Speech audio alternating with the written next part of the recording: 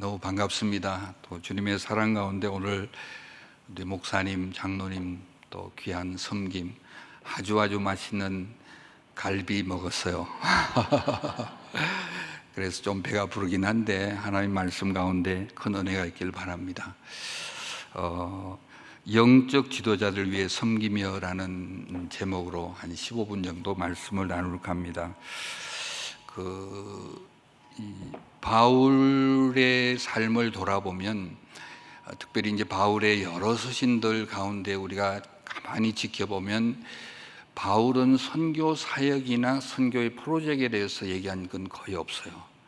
바울이 얘기한 것은 주님의 은혜를 얘기하고 또 그의 관심은 늘 자기가 사역했던 그 사람에 대한 관심이 전부였어요. 그리고 복음을 전하기 위해서 타겟 퍼슨을 잡아놓고 그들에게 하나님의 은혜가 임하도록 기도해달라는 그런 내용이 바울 서신을 보면 전체를 흐르는 것 같아요.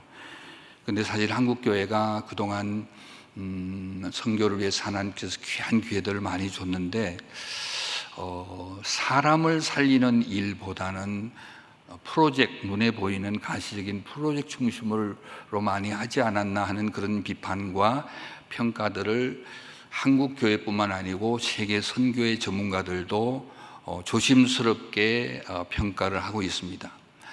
작년에 로스앤젤레스에서 우리 세계 한인 선교사 협의회가 주관을 해서 한국 교회에 대한 새로운 평가와 앞으로의 조망에 대해서 제가 말씀을 나눌 기회가 있었는데요. 각 150개국 나라의 한인 선교사 대표들을 초청해서 제가 폐예배 때 도전을 했습니다. 너가 준비하고 있는 디모데는 어디에 있느냐? 그래서 결국 선교 사역의 마지막은 건물을 남기고 이름을 남기는 것이 아니라 바울이 얘기한 것처럼 사랑하는 영적 아들 디모데를 남기는 그 편지가 이 디모데서를 점철하고 있습니다. 사실 저는 원래 대학에서 건축을 전공한 건축학도였습니다. 저 뒤에 대학 다닐 때 같이 하숙했던 제 친구가 와 있어요.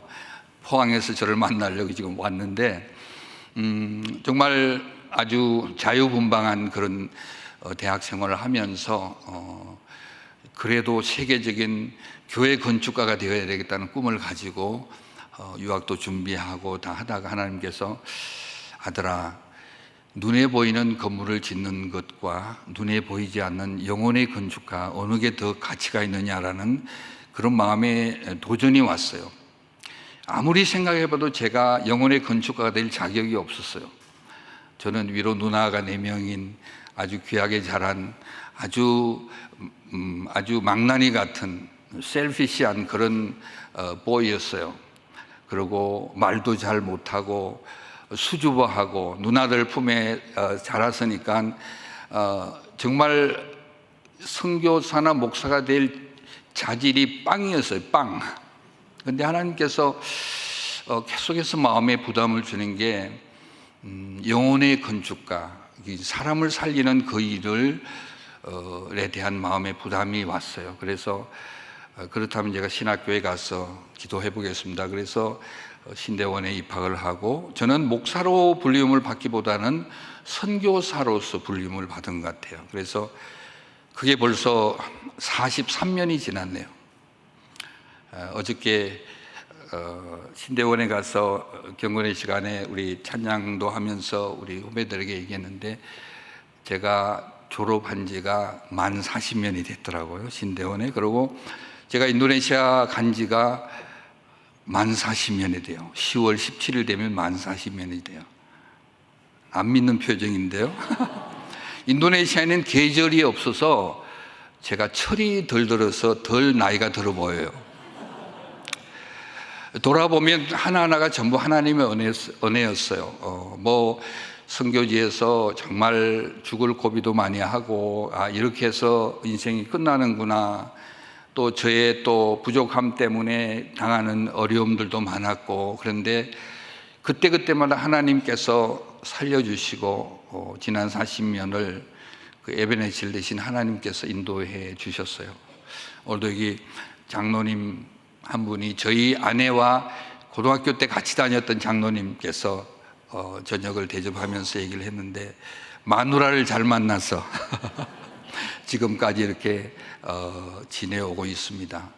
이제 저도 이제 곧 은퇴를 해야 되는데 요즘 생각하니까 이 디모데를 준비시켰던 바울을 보면서 내가 그래도 영 엉터리 같이 사역은 하지 않았구나. 그래서 돌아보니까 제가 가르친 학생들이 목회자가 되고 지도자가 되고 선교사가 되고 뭐 교단장이 된 제자들이 한 850명 정도 돼요. 그래서 이게 하나님께서 나를 영적 건축가로 준비시키려고 했구나. 저는 뭐 지나오면서 전혀 그런 생각을 못했죠. 아까 우리 이부 마르미 같은 박사님은 85년에 신학교에 입학을 했어요. 그때 제가 지도하고 그 남편도 같이 지도하고 우리 같이 사역도 하고 우리 선교대학원에서 졸업도 하고, 남편은 먼저 선국에 갔죠. 그래서 우리 자매님은 박사과정을 마치고 지금 이제 저랑 거의 35년간 같이 지내오고 있어요. 그래도 이제 역시 저를 스승으로 늘 생각하고, 오늘 오신 여기 교수님들이 모두가 제 제자들입니다. 그래서 이제는 내가 인도네시아를 떠나도 하나님께서 참 충직한 하나님의 종들을 세워주셨구나. 저희 집 사람은 늘 그래요. 당신 닮으면 안 돼요. 예수님을 닮는 제자들을. 그래서 내가 선교사는 선교사를 낳아야지 진정한 선교사다라는 얘기하면, 문제는 어떤 선교사를 낳는 거예요. 저보고 그런 도전을 하는데, 아무튼 하나님께서 저희들을 통해서, 저희 부부를 통해서 지난 30년 동안에 인도네시아의 귀한 하나님의 사람을 준비시키는데 사용하신 것 너무 감사하게 생각합니다.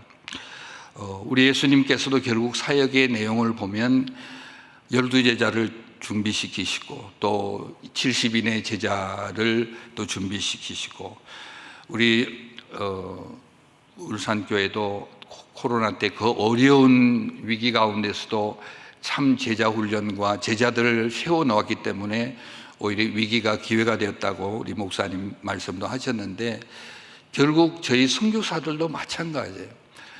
어떤 예수님의 마음을 소유한 제자를 준비시키느냐. 예수님께서 유리하는 무리들을 바라보시면서 마음에 민망히 여기시면서 추수할 것은 많은데 일꾼이 적으니. 일꾼이 왜 적어요? 목회자가 얼마나 많은데요. 어저께 우리 고신 신대원에 가니까 졸업생이 무려 5,000명이 넘는데요.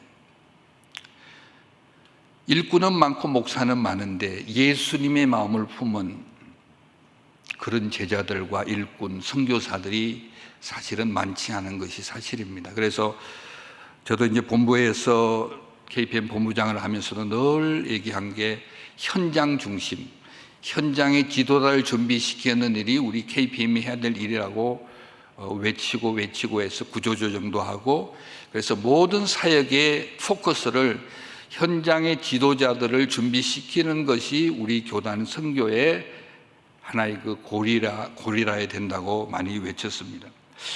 그래서 참 오늘도 목사님과 얘기를 하고 이 울산교회를 방문하면서 느낀 거는 참 울산교회는 그래도 참 선교적 교회로 선교사를 파송도 많이 했지만은, 제가 어저께 교수들, 우리 신대원 교수들하고 같이 앉아서 우리 교수들하고 회의를 하면서 여러분이 그래.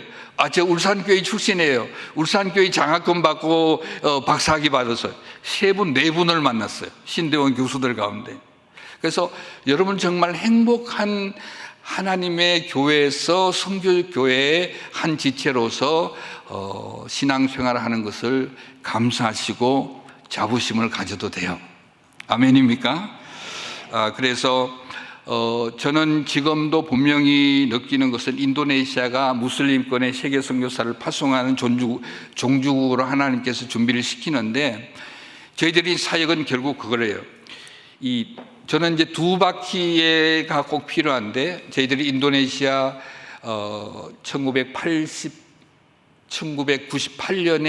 89년에 인도네시아 말씀 중심의 교단을 시작했어요. 인도네시아 복음 장로 교단이라고. 그 교단의 교회들이 한 110개 정도, 주로 오지에 많이 있고, 그 교회들 계속 오지에 개척하기 위해서 필요해서 세워진 것이 장로교 신학대학입니다. 그래서 정말 오지에서 와서 한 명 한 명을 준비시키고 2년 공부시키고 3년째는 1년 또 선교제 파송했다가 거기 살아남아서 다시 오면 1년 공부시켜 졸업해서 그들이 개척할 수 있도록 선교제 파송하는 그 일을 저희들이 하고 있어요. 근데 너무 감사한 것은 학교 다닐 때 저게 정말 목회자가 될까 했는데, 그 오지에서 전기도 들어오지 않는 곳에서 교회를 2개, 3개씩 개척하고, 금요일날 줌으로 저희들이 이제 채플에 하면 얼굴이 얼마나 천사 같아요. 제대로 먹지도 못하고. 지난 금요일은 우리 졸업생활 하는데 이제 공부하는 학생들에게 이제 도전을 하는데 3일 전에 살이 다 떨어졌대요. 근데 그 얼굴 모습이 천사 같아요.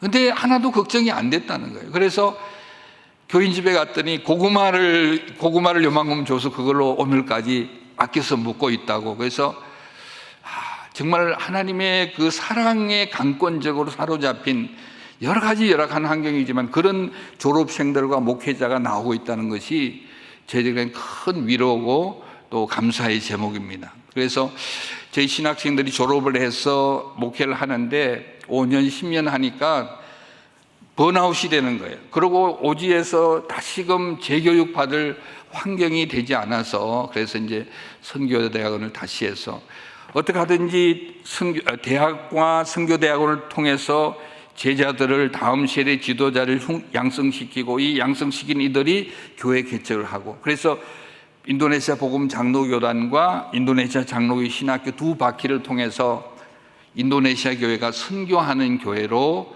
거듭나게 하는 그 마중물의 역할을 하기 위해서 저희들이 애쓰고 있습니다. 감사하게도 참 필요할 때마다 하나님께서 물질로 채워주시고, 그러니까 요즘은 제가 우리 신학생들 보면 눈물이 나요. 일주일 새벽 4시 반에 일어나서 새벽 기도하고 1시간 교회 와서 학교 와서 1시간 성경을 쓰고 8시부터 오후 5시까지 공부도 하고 저녁에는 또 기도회를 하고 금요일 날은 수업 마치고 나가서 이슬람권에 가서 전도를 해요. 팀을 나누어서 얻어 터져오기도 오기도 하고. 근데 그 열정이 대단해. 토요일 날은 그 무슬림 7개 동네에 가서 삽두쩌리아라 그래서 성경도 영어도 가르치고 수학도 가르치고 전부 무슬림 애들. 근데 요즘 성경에 불이 붙어서 공부하는 것보다도 사역하는데 너무 더 재미를 느끼는 것 같아요. 그래서 지난 토요일 날은 한 210명의 무슬림 애들이 공부를 가르쳤다고 7개 그룹을 나눠서, 그래서 배운 것을 현장에서 실습해 나가는 제자로서 준비하고, 얘네들도 졸업하면 얘네들이 또 선교제에 가서 교회 개척을 어린이 사역부터 시작을 하게 되는 거죠. 그래서 여러분들이 참 제가 기도 제목을 부탁하고 싶은 것은 어떻게 하든지 인도네시아 선교사들도 그러고 인도네시아 교회 지도자들이 영혼을 살리고 영혼을 제자로 만들고 영혼의 다음 세대의 리더들을 키우는 그 일에 올인할 수 있도록 기도를 부탁드립니다. 그래서 저는 사실은 지금 내년 연말까지 하면 이제 오피셜리 은퇴를 하게 되는데, 저는 1998년에 인도네시아 국적을 받았어요. 저는 한국 패스포드가 없어요. 은행 구자도 저희 와이프, 핸드폰도 저희 와이프 밑에 동거인으로 해가지고 있는데, 주님이 부르시는 날까지 인도네시아의 디모델을 준비시키는 그 일을 위해서 살아갈 거예요. 감사하게도 작년에 우리 목사님 저희 신학교 졸업식 때 오셔서 말씀도 전하고 비전을 많이 나누었는데, 돌아가셔서 이제 한국에 오셔서 또 장학금도 보내주시고 그래서 너무 감사하고 저희 교수들이 눈물을 흘리며 감사했어요. 그리고 오지에서 학비를 찾지 못하는 대학원생들에게 울산교회 목사님께서 10명의 학생들의 학비를 준비했다는 것에 대해서 너무 감격해서 열심히 공부 잘 하고 있습니다. 아무쪼록 저를 위해서 기도하지 마시고 인도네시아의 영적 지도자들, 인도네시아의 디모데에서 바울에서 디모데 같은 하나님의 사람들이 계속 일어날 수 있도록 기도해 주시고 기회가 되면 함께 인도네시아도 방문해 주면 좋겠습니다. 우리 홍승교사도 잘 있어요. 이번에 10월 17일 저희들이 인도네시아 40주년 감사예배 하는데 홍성교수, 정성교수 다 오기로 했어요. 그래서 문따웨이 그 어려운 지역에서도 거기도 인도네시아 교회 지도자를 키우는 신학교를 그 참 연약한 두 여자 선교사가 정말 아름답게 사역하고 있어요. 우리 울산교회는 자부심을 가져도 돼요. 여러분들이 후원하는 선교사들이 엉뚱한 짓 하지 않고 영혼을 살리고 하나님의 일꾼을, 지도자들 키우는 일에 올인하고 있습니다. 그래서 기억나실 때마다 기도해 주시고 또 하나님의 놀라운 영광이 우리의 삶을 통해서 나타나고 여러분들 여기에서 한국에서 여러분들의 영적 디모델을 준비시켜서 다음 세대가 지금 이뤄가는 한국교회 울산교회가 기치가 들고 다음 세대에 여러분들의 디모델을 세워내는 놀라운 교회로 나아가기를 주의 이름으로 축복하며 기도합니다. 함께 기도하겠습니다.